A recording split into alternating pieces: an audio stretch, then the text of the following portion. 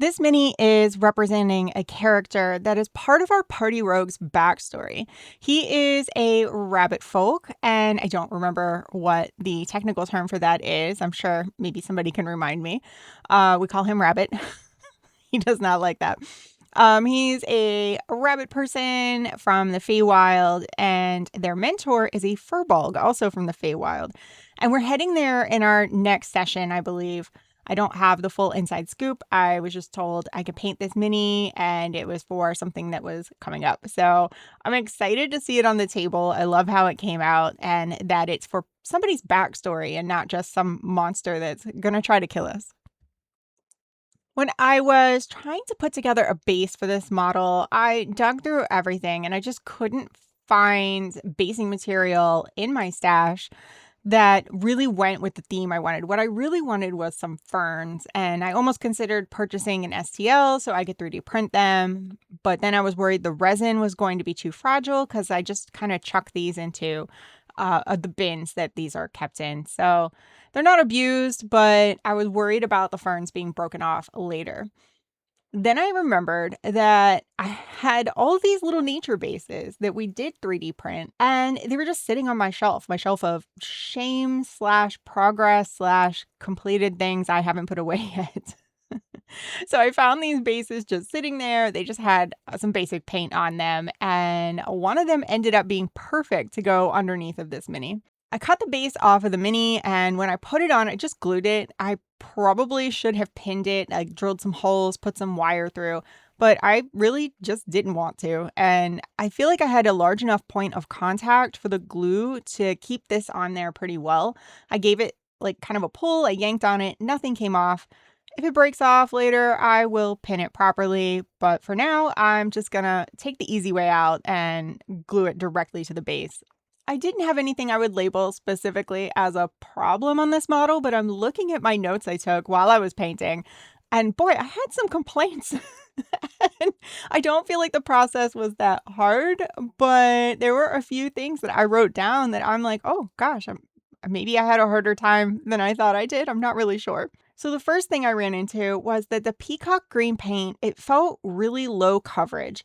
It took about 3 coats to feel like it was nice and solid on the model.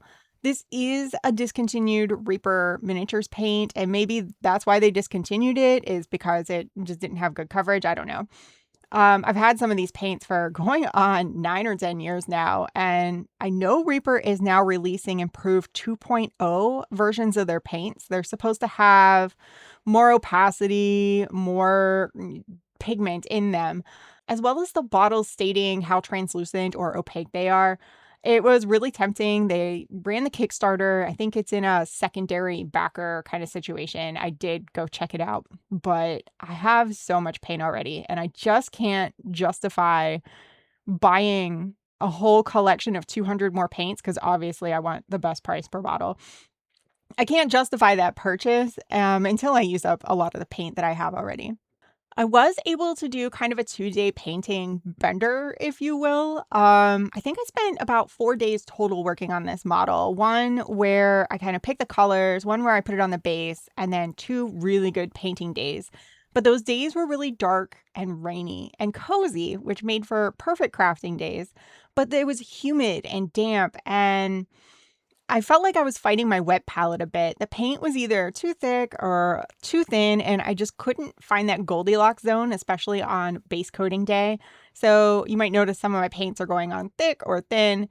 I don't know. I don't think that's what was wrong with Peacock Green. I think it's just sassy. But I did have a little struggles there with my wet palette. I really want to talk about this punk rock pink, this bright pink that I decided to incorporate. I find I find just using earth tones boring. I don't want to use just brown and green, brown and green. It would make sense for this model, but it does not make sense for my style.